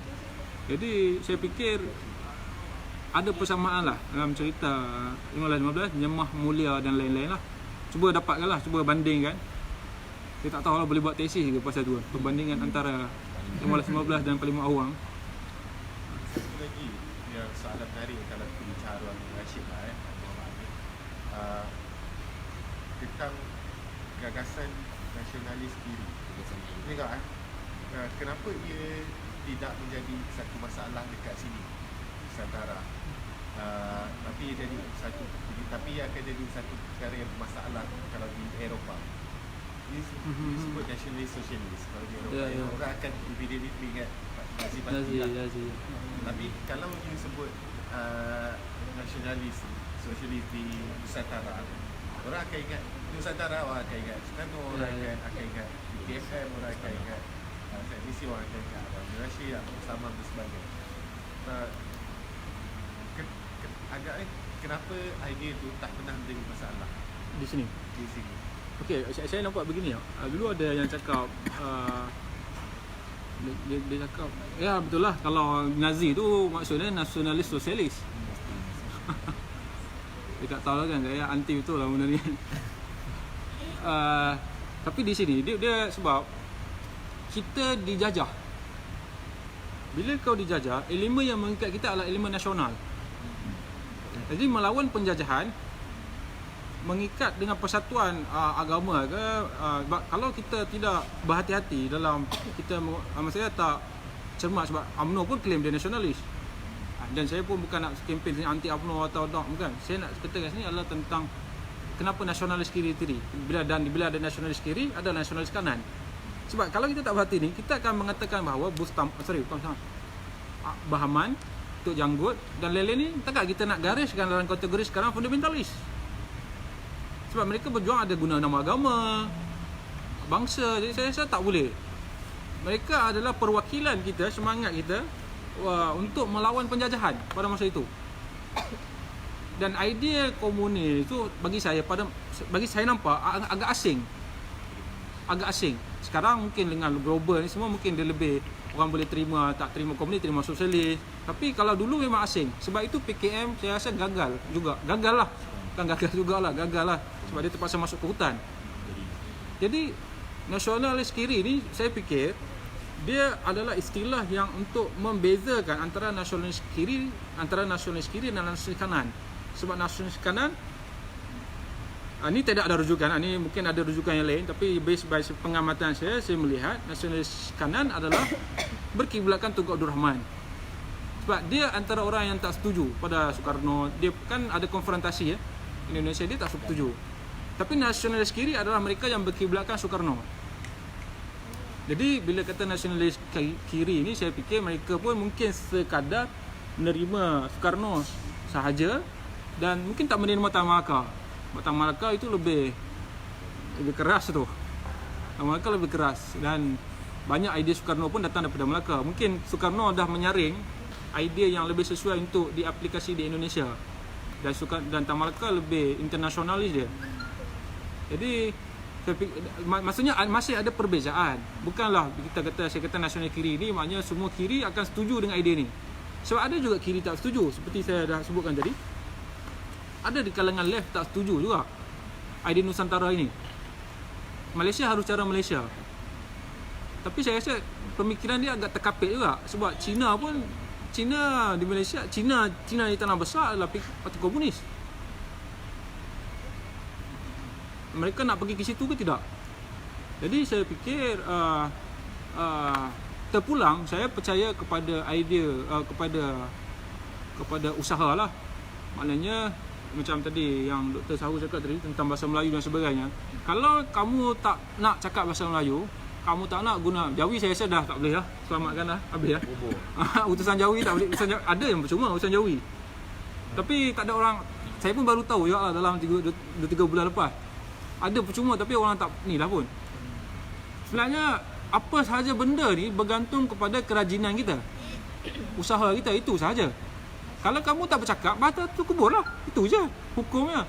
Kalau kalangan left yang nak lebih pergi ke China ataupun nak semua English speaking dan dia orang buat kerja, UEC ke Donzong ke apa ke, dia akan dapat. Ini hukum alam. Siapa yang usaha dia dapat. Kalau kita nak, maksudnya kalau lah idea Nusantara itu ramai orang perjuangkan dan semua orang boleh faham kenapa kepentingan je, sebab buruh imigran banyak pun datang daripada Indonesia. Lepas tu bahasanya lebih luas dituturkan, lebih mudah mencapai fahaman. Sekarang ni kamu nak sosialis, dia nak sosialis, tapi bahasa pengantarnya tak ada kesepakatan. Itu menyebabkan kegagalan juga idea kiri juga di Malaysia. Itu saya nampak, saya pandangan saya begitulah. Jadi isu dia adalah kalau kamu boleh meyakinkan lebih ramai orang menggunakan bahasa kamu, lebih ramai orang lain akan tunduk. Itu saja. Sebab kita kau tak boleh push idea kau seorang, melainkan kau menjadi diktator lah. Tapi dalam dunia demokrasi nombor itulah. Kalau lebih ramai, kamulah menang. Minoriti boleh bercakap lah, tapi saya rasa part ni lah, bukan semua lah, part ni saya boleh setuju lah dengan murid American yang mengatakan bagaimana minoriti pula mahu mengubah sejarah. kenapa majoriti kena ikut minoriti? Saya bukan semua setuju pandangan beliau, tapi ada part saya rasa okey betul. Yalah, kena terima lah demografi kan. Dan memanglah saya minta maaf sebab ada bercakap tentang left, sebab kita terbawa dengan idea pendekatan atau politik yang kita anuti. Tapi saya fikir selagi left dalam keadaan tak mempunyai persepakatan tentang bahasa Melayu ni, sebab orang Melayu ni bahasa Melayu dipandailah, dan bahasa Cina dengan India bukan semua. Bahasa Inggeris pun bukan juga semua. Memanglah ada peningkatan tapi tak ramai. Dan bila kamu mengatakan bahasa percakapannya adalah Inggeris, maksudnya macam inilah. Kalau guna bahasa India, Cina marah. Guna bahasa Melayu, ni sama lah kan. Maksudnya nak mencari, sebab semua tak nak tunjuk. Rasa inferior kalau bahasa dia tak jadikan kata pengantar. Jadi cara nak mendamai apa? Ambil bahasa Inggeris. Baik, ambil bahasa Inggeris. Berapa ramai orang Melayu akan buy this? Berapa ramai orang Melayu akan bercakap bahasa Inggeris? Jadi menyebabkan golongan Melayu tadi lebih terhimpit untuk mendekati idea kanan, kerana kanan bercakap dalam bahasa Melayu. That's all. Kenapa orang lebih terpikat dengan idea PAS ke UMNO? Kenapa? Dia orang cakap bahasa Melayu. Dia orang tahu budaya orang Melayu. Sementara kalangan, saya minta maaf di sini, bukan nak claim PH, saya cuma nak menjelaskan latar. Kenapa kalangan Melayu lebih terdekat dengan idea begitu? Kenapa? Kerana dia bercakap bahasa dan tahu budaya setempat. Itu yang menyebabkan dia orang menang. Dan cara nak pecahkan benda ni adalah dengan buku. Tapi saya tak fikir pun orang Melayu, ataupun bukan orang Melayu sajalah, orang Malaysia pun secara umum yang gemar dengan buku. Kita lebih dengan konsert. Jadi saya fikir jalannya jauh, beribu liku. Saya rasa saya dah jelaskan tadi tentang nasionalis kiri dan kanan. Itulah. Dan mungkin saudara-saudari boleh dapatkan juga satu buku tu, Saleh Lamri tulis Kamur Zaman Teh. Dia bercakap kiri ini pun banyak juga idea dia. Ada kiri nasionalis, ada kiri religious, Islam kiri pun ada. Jadi yang buat pengkotakan ini adalah Kokai Kim. Jadi banyaklah. Saya bukan nak kempen apa, saudara-saudari boleh elaborate sendiri, balik Google balik. Dan yang paling afdal, yang paling boleh buatlah Wikipedia untuk Harun Aminur Rashid. Kesianlah dia kan. Sebab saya fikir inilah masanya nak ingat dia. Sebab orang kita dah mati. Dia sangat berjasa dan dia sangat mati. Takkan namanya kat situ saja. Jadi okeylah, orang Islam baca Yasin lah kan. Tapi kita nak lebih ni apa kan? Mungkin tulislah pasal dia. Mungkin tulis ringkasan saya ni pun. Ini bukan sebab tu saya cakap, ini bukan tulisan saya ya. Saya membentangkan berdasarkan keterserempakan saya dengan ni. Dan saya fikir ada lagi soalan tak sebelum saya nak pergi ke, kita baca puisi sikit kot tentang apa yang dia tulis ha? Boleh Ada? pause lah. Saya nak balik. Okey. So, saya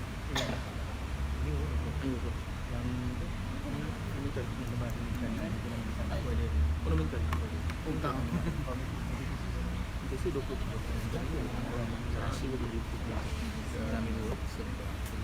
Ini dengan tu lah.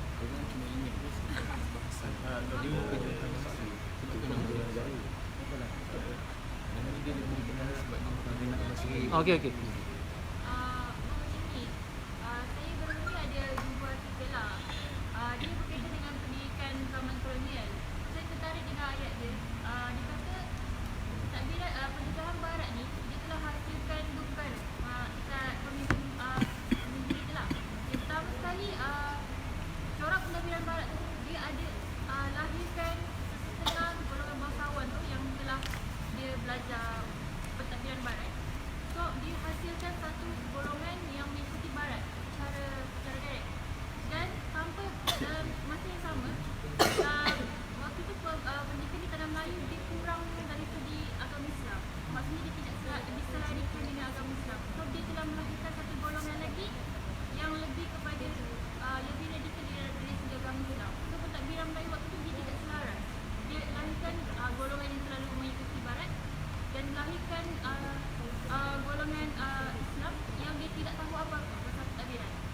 Jadi adakah perkara macam ni dia telah mempengaruhi corak nasionalisme waktu tu, sebab dia dah hampir dengan pasca nak mengalami adakah cabang ni melahirkan fahaman diskusi makanan untuk diri? Ada satu lagi, macam yang Abang cakap tadi, adakah bahasa tu sendiri yang ada? Okey, 50 minit. Saya datang. Okey. Adakah bahasa itu sendiri menyatukan semua ideologi yang ada di Malaysia? Maksudnya macam Abang cakap tadi, fahaman nasionalisme makanan dia berasaskan daripada bahasa Melayu. Orang Melayu sendiri kita dah berbahasa Melayu sendiri. Jadi kalau saya kaitkan dengan Hitler, macam mana dia nak menyatukan Nazi waktu tu daripada pengucapan awam dia? Jadi adakah benda tu kita boleh kaitkan waktu tu dalam konteks dia dalam Melayu lah, dalam Melayu. Soalan ni saya menarik lah, tapi sebab saya ada masalah nak mengingat yang panjang. Tapi yang saya dapat tadi, macam mana kita nak kata, saya tak fikir apa nama mereka pergi ke nasionalisme tadi sebab apa nama kekurangan tadi, apa dari sudut apa nama apa dari sudut kelebihan pendidikan Islam. Sebab saya fikir nasionalis pada masa itu, baik Tunku dan lain-lain, semuanya adalah golongan yang kita kata mendapat kesempatan. Pendidikan mereka sangat maksudnya peluang enlightenment dia orang tinggi. Baik di kalangan reformis Islam ke, yang pergi ke Azhar ke, yang Syekh Tahir ke dan lain-lain buat majalah, baik Abdul Hamid Rashid ke, semua ni mereka mendapat kesempatan peluang yang sangat tinggi. Baik pengaruh daripada Indonesia, daripada apa nama, daripada Mesir, daripada pendidikan luar lah. Akses mereka sangat tinggi, jadi saya tak fikir begitu. Maksudnya bukan disebabkan, memanglah kalau kelompok yang hanya terceruk di kampung, pondok-pondok yang tak berapa merdeka ini, saya rasa memang mereka akan kat situ juga. Okey, yang kedua tadi tentang Hitler, saya ingat betul lah. Saya nanti minta komen balik, kokok saya tak menjawab tadi. Sebab kalau boleh satu soalan lagi senang untuk ni untuk ingat dia jadi dua ni. Betul lah, memanglah bahasa boleh kita disiplin ke orang untuk nak menjadi lebih satu nasion, untuk satu untuk kepatuhan, untuk membuat semua orang lebih ni, dan itulah yang dilakukan oleh Soeharto. Tapi persoalan kat sini adalah jika kita tidak counter balik dengan idea kesamaan, idea kemanusiaan dalam bahasa kita, golongan-golongan yang sempit tadi, golongan perkauman tadi, mereka yang lebih mendominasi. Jadi memang perlu dibuat. Dan nasionalisme kanan, memanglah di Malaysia ni saya tidaklah kata nasionalisme kanan Tunku tu pada awalnya dia pun pro kepada Hitler ke apa kan. Tapi idea tu boleh membawa ke situ, boleh membawa kepada far right. Itu dia. Maknanya mungkin dia tidaklah, dan dia Tunku kita ingat dia sekular. Dan saya pun dekat sini pun berfikiran masalah kita ni, kita pun tidak jujur juga. Kita tidak jujur. Iaitu apa? Kita nak semua equal. Equal yang arti kata kat sini adalah okeylah, kita katalah kita ambil Islam saja. Islam yang kita nak benarkan hanya satu sajalah. Islam Ahlussunnah wal Jamaah, ada agama dia. Tapi adakah sekolah nak menyediakan agama Hindu, Buddha, cikgu untuk ajarkan ni pula? Sebab tu kita kena ingat, kenapa orang-orang yang tadi tak berminat dengan idea kita. Jadi dia pun kumpulkan duit dia sendiri, komuniti dia sendiri untuk buat sekolah dia, untuk nak mengajar heritage dia. Jadi saya fikir sepatutnya kalau kita betul-betul jujur, kalau orang Hindu, Buddha pun tak boleh ajar agama dia, kita pun tak boleh ajar. Kita ajar di rumah je. Sama ada anak tu nak beramal tak beramal tu satu cerita lain, tu masalah mak bapak. Sebab barulah kita boleh mewujudkan satu benda yang lebih baik. Mungkin isu ni tak saya ni, tapi saya dapat lintasan lah. Maknanya saya fikir ini juga masalah yang ni. Dan kita kena ingat juga ketika kita bercakap tentang sekolah ini, tentang idea nak membentukkan nasionalisme, nak buatkan satu kesepakatan ini, kita suruh orang bukan Melayu, bukan Islam semua masuk satu sekolah kebangsaan. Dan semua satu sekolah, tapi kita orang Islam boleh ada sekolah tahfiz. Boleh kita boleh ada sekolah lain pula. Yang mana kelompok ini dia tak bercampur dengan masyarakat pun. Kelompok ini pergi ke Azhar, ambil stam pergi ke Azhar, balik dia terus jadi ustaz, dia tak tahu pun apa Mutusami, apa Mahmud dekat sekolah lain. Jadi ini yang mewujudkan masalah pada kita pada hari ini yang tidak diselesaikan pada zaman dulu. Saya fikir sekolah-sekolah ni pandangan saya sekolah. Saya beragama lah, tapi saya sekolah lah. Maksud dia bagi saya benda tu kena asing lah. Benda tu kena asing dalam maksudnya boleh beragama tak ada masalah. Tapi janganlah sekolah yang patut menjadi tempat perpaduan semua orang. Okeylah kita boleh terima bahasa Melayu, sudahlah. Tapi masalah dia kelompok-kelompok agama yang dekat pondok-pondok tadi, dia pun tak nak. Dia sebab dulu idea dia orang adalah kalau hantar ke sekolah ni duduk Kristian. Haji Hadi pun masih berfikiran begitu. Ada dia punya kenyataan terbaru dia. Dia pun bercakap begitu. Maknanya golongan ini dia tak tahu pun di sekolah-sekolah ajar Kristian ke. Kita ajar benda lain, ajar subjek-subjek, bukan ajar untuk jadi Kristian. Lepas ni kan semua ajar cikgu kan. Mana ada sekolah kebangsaan ajar Kristian. Dan lebih baik untuk mengekalkan sekolah ni bebas daripada unsur agama, bebaskan semua. Tapi kita tak nak. Kenapa tak nak mak ayah ajar ajar agama kat rumah? Dia budak-budak tadi bercampur, semua campur, tapi tak nak. Dan kita kena ingat idea percampuran lelaki perempuan ni pun baru ya. Sangat baru. Dulu mana boleh. Kalau kelompok Islami memerintah lagilah saudara-saudari tak boleh. Kena ada tabir. Kena ada tabir. Memang kita rasa terpulang lah kan, kita nak yang mana kan. Kalau Islami yang lebih ramai, saudara-saudari memang kena ada tabir lah. Tak ada lah diskusi ni kan. YouTube pasti dia tutup lah kan. Jadi saya minta maaf tadi. Kalau kok ada tak ada yang menjawab ke tak, saya dah menyeleweng. Sebab saya minta maaf lah, sebab saya tak ada nak boleh ingat tadi. Okey, boleh ke? Okey, baik. Yes, saya ada satu soalan lah. Dia pendapat macam kita nampak sekarang, sebenarnya semangat Harun Aminur Rashid tu sebenarnya dia dah mati dah. Sebab hari ni pun kita tahu nama dia ada dekat UPSI pun disebabkan perjuangan dia untuk bahasa, tapi bukan perjuangan dia untuk merdekakan bangsa dia. Sebab tu sejarah dia, saya kira semua orang tak tahu pun Harun Aminur Rashid dia terlibat dengan PNI, dia ambil idea dia Sukarno, orang tak nampak. Jadi soalan dia, bila kita nampak sekarang, bila macam tu ada gerakan ilmu jalan ni pun orang tentang. Sebab orang nampak dia dah macam kiri, tak ikut acuan universiti tu sendiri, acuan orang atasan. Jadi pendapat Abang Angan sendiri kan, macam mana kita nak menghadap benda ni? Adakah kita perlu jadi macam Harun Aminur Rashid kan, ambil jalan yang sama, ataupun ada pendekatan yang sesuai dengan keadaan semasa sekarang? Saya nampak bagus lah inisiatif ni, dah 6 kali ya. Saya rasa buat je, tak ada masalah kot. Kajian baru kan. Mazri Malik pun mesti dia nak menampakkan dia dia progresif. Saya rasa tak ada masalah. Dia pun ancaman, saya tak tahulah ancaman NC ke apa macam mana. Tapi saya fikir tidak ada apa ni, buat je. Dia cuma isu dia masa kita buat tu akan ada lah orang lain buat juga. Dan itu memang memerlukan ketahanan lah. Ketahanan. Jadi saya tidak ada kata-kata yang sangat baik lah. Cuma macam saudara Lakuan dan kawan nama saya Isyam yang datang ke kubur itu, kita pun buat 4 tahun. 4 tahun ya, satu semester. Apa tu? 1 degree. 1 degree. Kami dah degree lah, 1 degree kubur. Jadi buat je.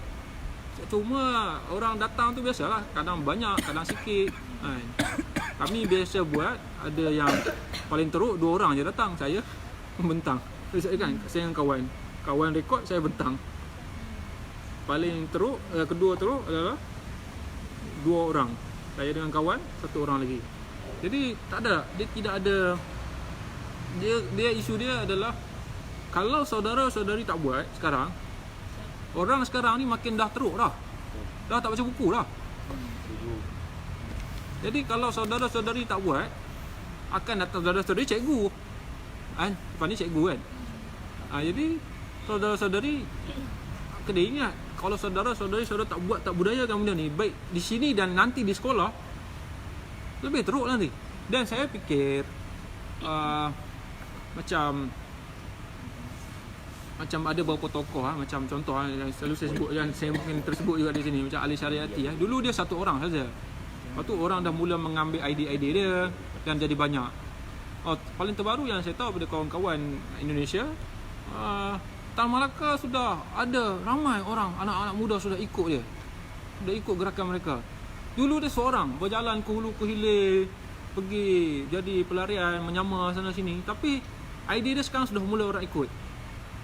Mungkin okey, contoh yang paling ni lah Harun Aminur Rashid lah. Dia, saya tak fikirlah dia seorang. Dia buat dengan kawan-kawan dia lain lah.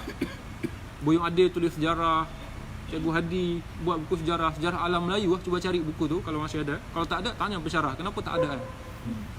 Tanya pensyarah sejarah lah. Pensyarah sejarah, tanya pensyarah alam kajian Melayu ke, mana buku sejarah alam Melayu. Tanya pasal Buyung Adil kan. Jadi mereka buat benda itu. Dan akhirnya antara idea atau berkat Harun Aminur Rashid ni adalah UKM, antara yang terkesan daripada Kongres Pemuda Melayu Semalaya tadi, dan KISAF, Kolej Islam Sultan Alam Shah di Kelang saya ingat dia. Jadi itu antara idea dia dengan kawan-kawan lah. Jadi kita tak tahu hari ini ketika kita buat ni kita akan mengesankan siapa. Mungkin saudara buat sekarang. Okey, buku ini kita tengok sebab buku ni dah cetakan yang baru. Kita tengok cetakan pertama ni bila? 1982. Saya tak lahir lagi masa tu. Lahir dah ke ada sini? Tak ada yang semua lagi muda lagi. Maksudnya 1982. Buku ni bukan ditulis oleh Harun Aminur Rashid, Abdullah Hussein. Ini penulis dia. Orang ni dah mati lah masa dia ditulis. Harun Aminur Rashid. Dia mengangkat cerita orang yang lahir pada 1920-an. Dia mengangkat orang itu. Jadi 1982 jadilah buku ni. Sekarang 1982. Sekarang apa nama dah 40 tahun. Hampir 40 tahun baru kita buka balik. Saya pun membentangkan di sini. Nampaknya mana kok saudara kena mati tu. 40 tahun kemudian, jika bernasib baik kita tak bercakap itu pada semua orang, tapi jika bernasib baik, gagasan saudara, apa yang saudara buat akan terkesan. Siapa tahu? Saya pun tak tahu apa yang kita buat ni. Mungkin tak ada kesan, tak apalah. Sekurang-kurangnya buat kata Pamuka apa? Kera di hutan apa? Bukan kera apa? Babi pun hidup lah. Apa saya tak ingat. Saya tak hafal, saya tak ada tag Dr. Mazli Tapi maksud dia tapi maksud dia adalah janganlah hidup sekadar hidup. Itu dia punya ayat dia. Jadi bagi saya, buatlah sesuatu, buatlah apa pun. Saya tak tahulah nak guide apa. Saudara-saudari boleh pilih. Saya bukan kat sini bukan nak mengkempenkan left. Sebab saudari ini boleh baca sendiri. Saya cuma mentangkan Harun Aminur Rashid, mempertegaskan idea bahawa dia seorang nasionalis kiri. Jika ada nak berhujah dia tentang nasionalis kanan, kita boleh berhujah. Tapi maksud kat sini adalah saudara-saudari boleh pilih lah. Kalau saudara-saudari rasa Islamis lebih baik, okey, silakan. Rasa nasionalis lebih baik, left lebih baik ke apa ke, itu atas. Maknanya lepas ni saudara-saudari kena ni lah, lebih tangkas. Bayangkan zaman dulu Harun Aminur Rashid ni, dia tulis bermacam-macam karya dia dalam keadaan tak ada internet, tak ada komputer pun, tak ada pada masa dia. Jadi komputer pun baru juga, bukan lama, komputer 90-an kan, tak silap saya 90-an lah. Internet pun lagi lambat masuk. Dia menulis pada masa itu, bayangkan lah, banyak benar dia tulis lah. Maknanya diasingkan di Brunei dia tulis, pada zaman Jepun masa tak ada kerja pun dia tulis. Jadi buatlah, tak ada ni, tidak ada ni, cuma isu dia ketahanan kita lah. Sebab ada orang akan hilang, ada orang akan ada, dan macam-macam lah. Aksi masing-masing lah. Kalau seorang kita baca buku, seorang kita baca buku, memikir. Dua orang kita berdiskusi, tiga orang buat demonstrasi. Saya fikir begitu je lah, bukan nak lebih-lebih lah. Saya begitu saja. Apa lagi soalan? Kalau macam sekarang kalau kita tengok, memang ideologi tu banyak, Islamis banyak, ekstremis dan populis banyak. Tapi kalau adakah sekarang ni apa lagi untuk kita teruskan apa yang Harun Rashid buat? Nasionalis kiri. Itulah kita untuk jual. Kalau kita buatkan lagi, mungkin orang kata kita ni resis. Oh ya, faham. Ya, itu saya cakap, pembacaan Harun Rashid ni harus baca dengan konteks. Saya fikir bagi saya secara peribadi tak relevan lah. tak relevan dari sudut apa? Tak relevan dari sudut sebab kita pada masa ini Malaysia belum, masa itu belum masih Malaya, tanah Melayu. Sekarang sudah Malaysia. India dan China pun sudah banyak. Jadi saya fikir adalah lebih banyak bercampur itu penting. Ada kawan-kawan China dengan India itu penting. Okey. Tapi dalam masa yang sama bukankah tak nak perlu juga satu bahasa untuk pengantar? Saya fikir kalau siapa yang menafikan benda ni, naif lah dia. Dia kena ada satu bahasa pengantar. Okey, kita boleh pilih nak bahasa Tamil. Siapa yang boleh bahasa Tamil? Tak boleh. Bukan boleh belajar kita secara peribadi. Tapi orang ramai. Sama juga dengan tulisan Mandarin pun saya rasa bukan benda yang baik lah untuk ni nak diangkat. Kau akan menyebabkan lagi perpecahan ini. Dan saya tak rasa ini salah Melayu juga. Maknanya salah Melayu dan Cina juga di sini. Ada dua-dua salah. Dan kalau kita nak guna bahasa Inggeris, dan saya rasa memang perlulah kita, memang semualah, sama ada dia tak boleh lagi bercakap atau menulis, tapi dia kena faham lah. Tak boleh lah tengok cerita-cerita Melayu lah, tengok cerita Inggeris lah. Tak boleh lah buat macam mana. Tak boleh buat apa. Kalau tak, bahasa yang kamu ada ni tak boleh pergi jauh. Sebab tengok cerita Melayu dapat apa? Tak boleh buat apa dah. Dia dah tepu dengan pembodohan lah. Dah tak ada apa lah nak diajar, nak dalam tu lagi. Dah kosong lah. Jadi saya fikir Melayu kita mengantar, tapi kena kuasai bahasa lain juga. Baru kalau saya tak tahulah nak letak label ke apa kan. Saya pro left lah. Saya memilih idea left. Tapi maksud dia, kalau tak jadi nasionalis kiri pun, saudara boleh juga menjadi humanis lah. Belajarlah bahasa lain, berkawan dengan orang lain, dan kalau boleh ada satu lagi bahasa lain lagi bagus. Kita pun masih muda kan, saya ingat masih banyak lagi bahasa boleh belajar. Tambah satu lagi lah. Tambah satu lagi, selain Inggeris tambah lagi satu. Dan mitos tentang keunggulan satu bangsa sebahasa dengan etnik itu dah boleh dipecahkan. Sebab idea kanan selalu beranggapan bahasa dia saja unggul. Kanan ni bukan mestinya Melayu je, Cina pun ada kanan juga. Tapi kalau saudara-saudari boleh bahasa Cina dia nak rasa dia lagi ke satu apa, kita kata superior lagi. Dia boleh kutuk ataupun cakap apa yang kita tak faham. Dia dah lah, kau cakap concong-concong, aku dah faham lah. Maksud dia, saya kata kalau kita boleh buat benda tu, dah habis dah. Boleh, saya percaya tetap ada racism, tapi boleh kurangkan dengan menguasai bahasa. Dan saya rasa ni pandangan saya minta maaf jika menyinggung sekalian yang hadir. Saya percaya rasa bahasa Arab ni tak perlulah sangat dititik beratkan lah. Dalam saya faham saudara-saudari mungkin tak bertuju keras dengan saya faham. Tapi maksudnya sebab kita perlu belajar, tapi perlu pastikan bahasa tempat kita duduk itu lebih patut kita belajar.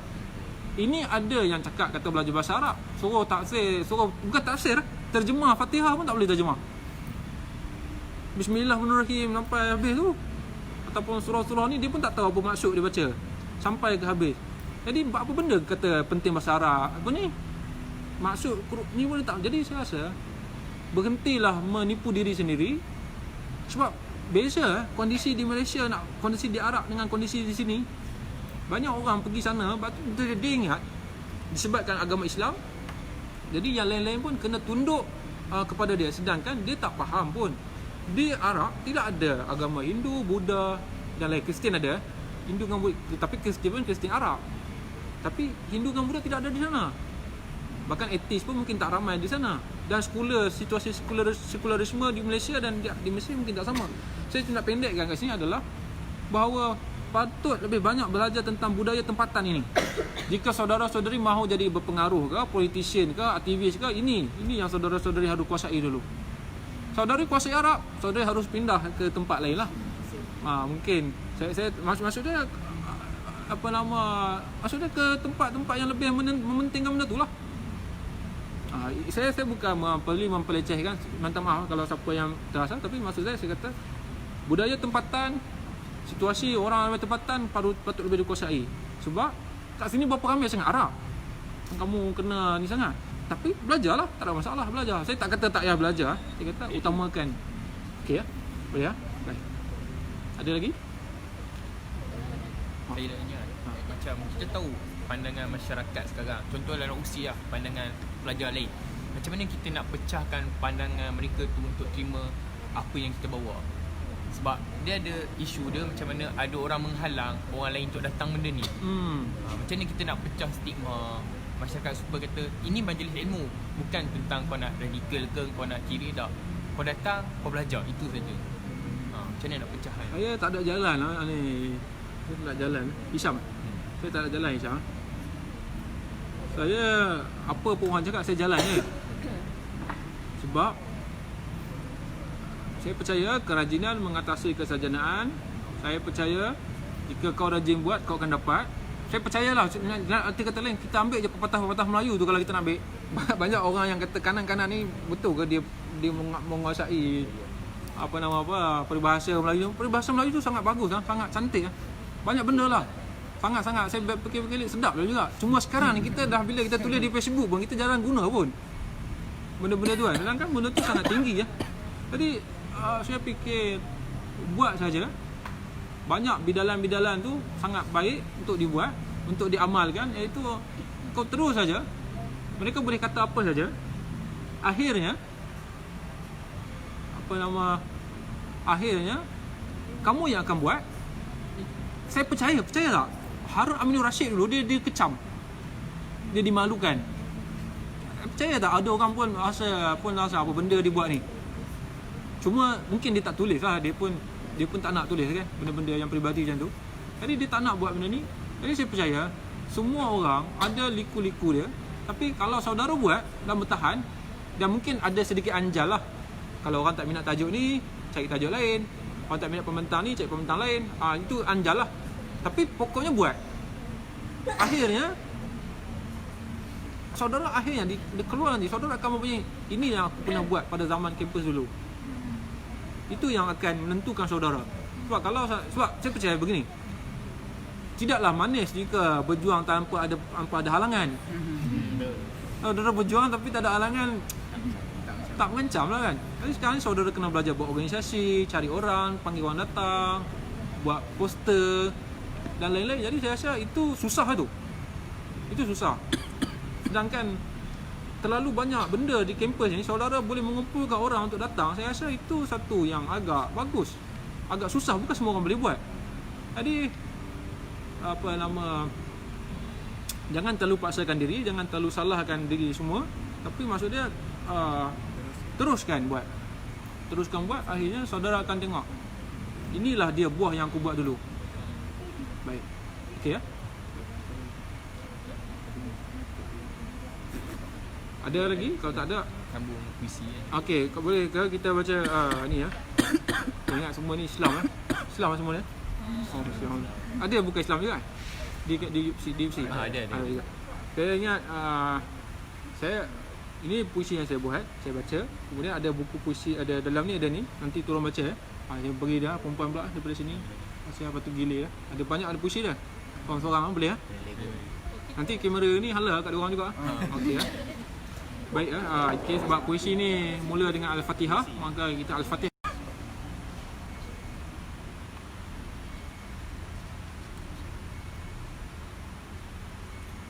Okey, nanti boleh ni ya. Al-Fatihah untuk Harun Aminur Rashid. Al-Fatihah buatmu wahai cikgu, wahai saudara, pendidik anak bangsa yang tiada tara, berkorban jiwa raga walau hidup penuh gelora. Anak kelahiran Singapura ketika itu masih Malaya, berkelana ke Tanjung Malim, Brunei dan Senusantara, membawa keluarga membenih bakti kasih agama. Bergiat aktif jadi guru bersemangat merdeka, Sultan Idris Training College diberi nama. Bertani berselut menanam keledek ubi itu biasa, pada zaman penjajahan Jepun si fasis celaka. Belajar bahasa penjajah untuk melawan mereka. Pendidikan itu penting kau kata, pertanian itu penting kau jaga. Anak muridmu ramai tak terkira, tetapi revolusi selalu memakan anaknya. Engkau dikhianati, diawasi mata-mata. Tali barut ada sahaja di mana-mana, akhirnya membuatkan kau menderita. Kau dituduh mengkhianati bumi tercinta, membuat kau sekejap jatuh demam malaria. Tetapi semangat kobarmu tak putus asa, memimpin majalah hiburan pula jadi usaha. Seorang pejuang yang cerdas kepalanya, tak mudah kau bermuram durja menangis sahaja. Sentiasa cari jalan untuk atasi pancaroba. Tak ada kerja, cari kerja atau cipta kerja.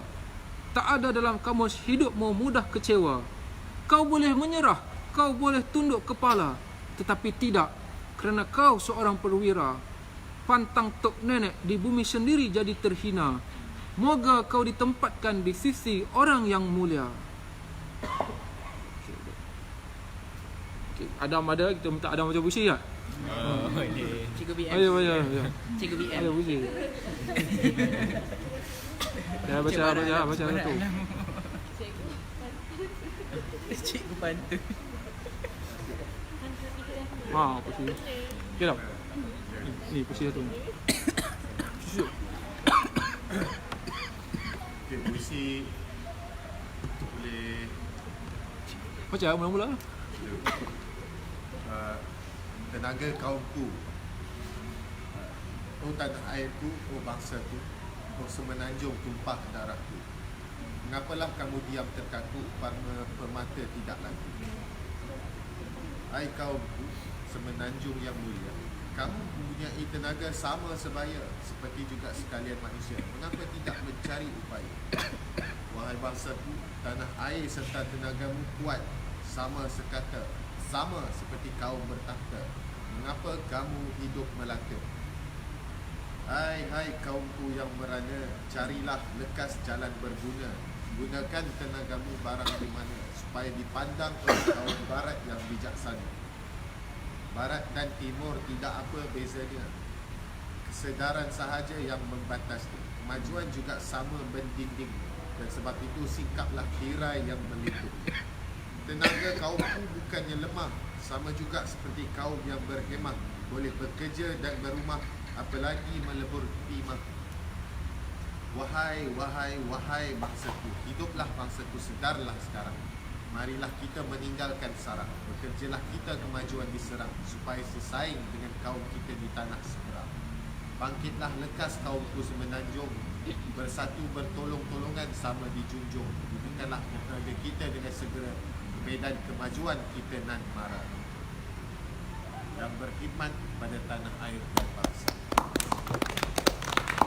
Baca pula. Dari bawah dia. Tinggi.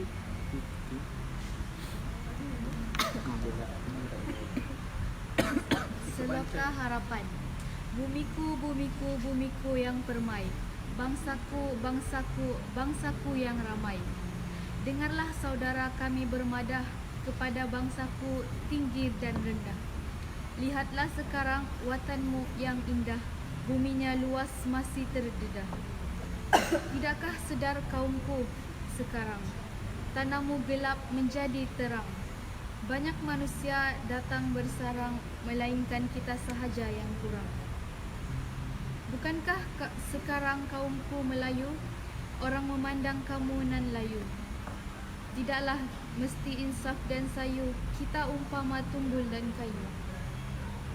Ayuhai kaumku yang kaya raya, marilah sekarang kita berupaya, cari jalan yang tiada bahaya, supaya tercapai ke dunia jaya.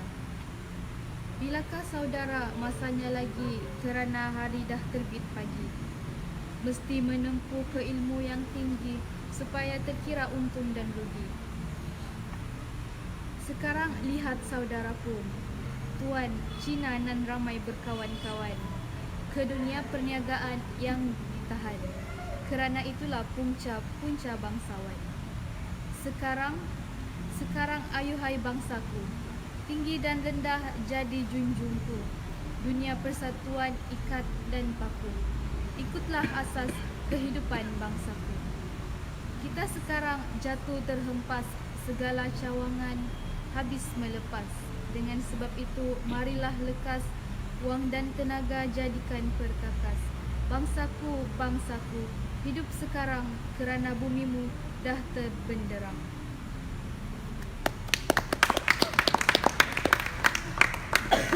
Malaya subur. Dari jauh kalau ditinjau, seluruh Malaya tanah air hijau. Di sanalah peladang bersukaria, tanahnya masyhur, subur dan kaya. Getah padi subur hidupnya, dicampak sahaja elok tumbuhnya. Siapakah tak ingin melihat Malaya, tempat yang boleh berkaya raya. Hawanya sama sepanjang masa, senang hidup, aman sentosa. Memang Malaya subur tanahnya, pokok makanan senang tumbuhnya. Malaya subur kaya, Melayu belum percaya.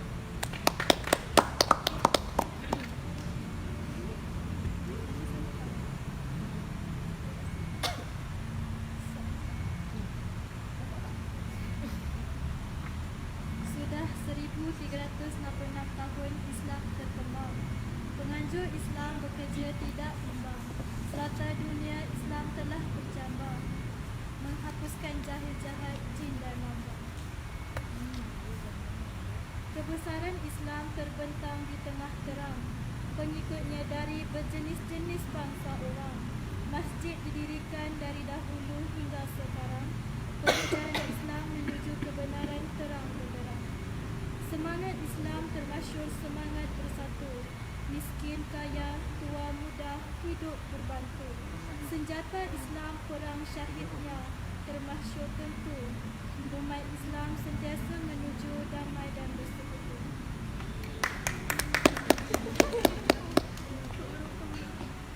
Pemuda bangsa, engkau pemuda, engkau belia, engkau remaja. Tenaga besar, bercita-cita tinggi, diam negara pelopor bangsa, tidak kenal suri. Biarpun maut mengancam, takut, kecut, bersepana. Berpoya-poya, berasmara hingga biasa. Titah Ibu Pertiwi diterima bangga, sabda ditunjung jalan ke syurga, inilah pemuda bangsa.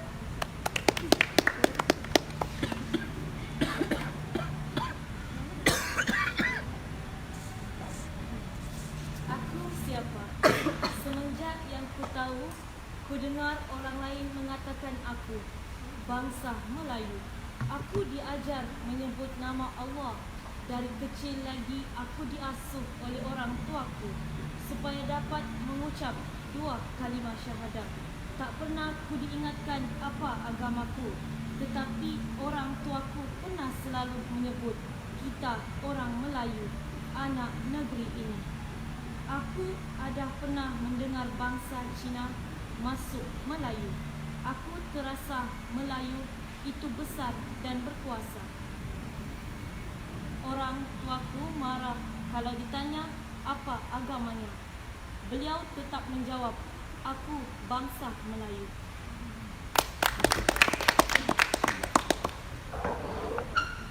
Setelah aku mengerti, Melayu itu tetap Islam, mempunyai sifat pahlawan, jujur dan mulia. Aku pernah disuruh menjadi Malayan, tetapi jiwaku berpendirian. Biarpun bumi kan lebur, tulang dagingku hancur, aku tetap berbangsa Melayu yang telah diamanahkan oleh orang tua-tua. Tidak akan dapat dijual beli atau ditukar ganti hingga abadi.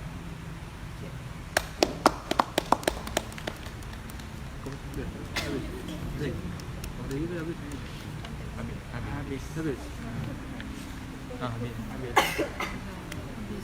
Itu saja. Terima kasih. Terima kasih kepada Ilmu Jalanan Opsi. Terima kasih kepada Ada Adli yang datang, Dr. Saul Hamid tadi. Saul Hamid apa nak? Saul ya. Saul. Terima kasih. Okay. Itu saja. Saya serahkan kepada pengurusi tadi.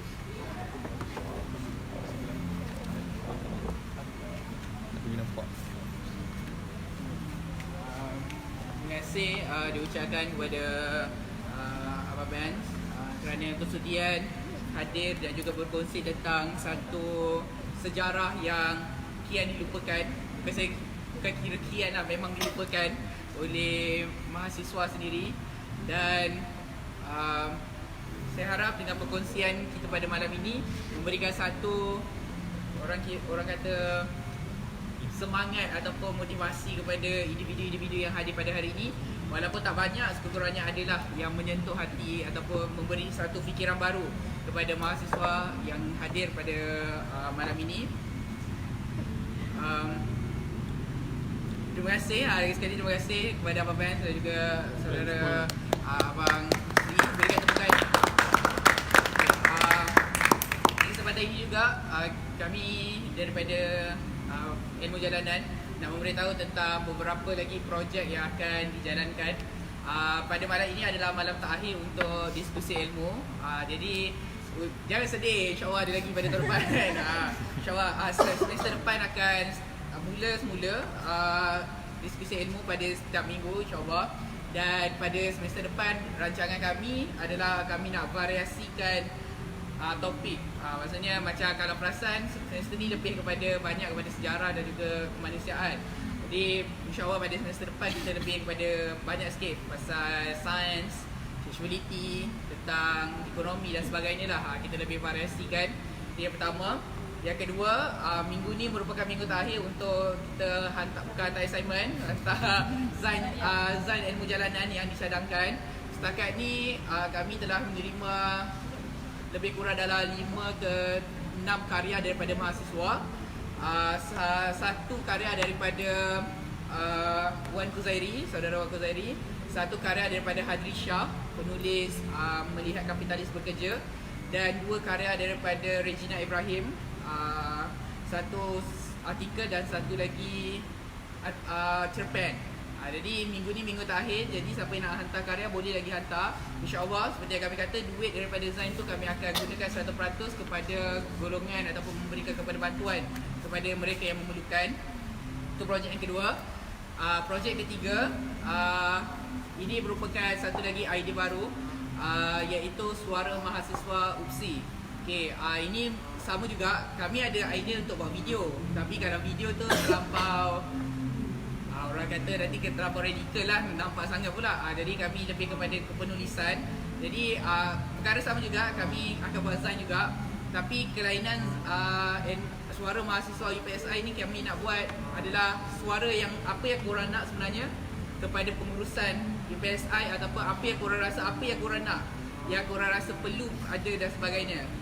Jadi kat situlah korang lontarkan apa pandangan korang dan juga idea-idea yang kalian rasa bernas dan juga kalian rasa perlu ada pada sistem dan juga management di UPSI sendiri. Kami bukan nak melawan, tapi kami ada cuba untuk sekadar perbincangan ataupun idea-idea baru daripada mahasiswa. Dan yang terakhir, yang nombor 4 kan? Yang keempat, minggu depan adalah bukanlah perjumpaan terakhir, adalah projek terakhir pada semester ini, iaitu Ilmu Jalanan Open Mic. Apa tu Ilmu Jalanan Open Mic ni? Dia adalah satu konsep. Pernah tengok rancangan Hadis Open Mic lah. Dia macam lebih kurang ada satu mikrofon kat tengah-tengah. So kita pergi dan bercakap apa saja kita nak luahkan. Jadi konsep dia sama juga, insyaAllah pada minggu depan. Kat mana? Kat tempat semua akan diambil dalam poster. Nanti kita akan beritahu. Mungkin tak adalah mic, tapi konsep dia lebih kurang sama lah. Kita mungkin tak ada mic lah, tapi kita sediakan kursi, mungkin open chair. Kita tak tahu apa konsep dia lah nanti. Jadi itu konsep yang akan ada pada minggu hadapan. Teruskan support Ilmu Jalanan. InsyaAllah usaha untuk mengeluarkan daripada mahasiswa mandul ni akan terus dijalankan untuk perubahan pada masa akan datang, insyaAllah. Itu sahaja. Dan ni ada buku yang dibawa oleh saudara Ben, boleh lah untuk tengok dan ini sahaja daripada kami. Terima kasih. Terima kasih Nadir. Selamat sekejap. Assalamualaikum. Ni kali pertama cakap kan. Tapi nak ingatlah supaya semua tadi dah datang, dah dengar kisah Aminur Rashid kan. Sebab saya tahu semangat Aminur Rashid tu sebenarnya dah mati kan. Nampak sangat. Jadi saya haraplah kita yang ada pada hari ni teruslah datang untuk Ilmu Jalan ni. Marilah kita sama-sama menjuburkan sebalik semangat Harun Aminur Rashid yang dah terkubur tu. Jangan kita sekadar datang kuliah, balik pada kuliah, duduk dalam bilik. Tapi datanglah dekat gerakan atau program yang macam ni, walaupun tak ada mic, datanglah. Sebab matlamat kita ada nak cari ilmu, bukan kita nak hidup berjaya semata-mata untuk kerja. Janganlah datang program ilmu sekadar ada mic ataupun bila lecturer paksa. Datanglah program macam ni. Dan saya tahu ramai yang dikecam, dikritik sebab datang program macam ni. Tapi macam Abang Ben dah cerita kan, saya ada soalan. Korang peganglah pada apa Abang Ben cakap. Macam mana Hamka pun ada cakap, kalau manusia ni sekadar bekerja, beruk di hutan pun bekerja. Kalau hidup sekadar hidup, babi di hutan pun hidup. Faham? Jadi harap yang lain jangan serik lah. Jemputlah datang lagi dan terus sokong. Dan ajak lah ramai lagi datang. Terima kasih. Kalau Ada soalan ke? Berusi pada soalan. Silakan. lokasi tu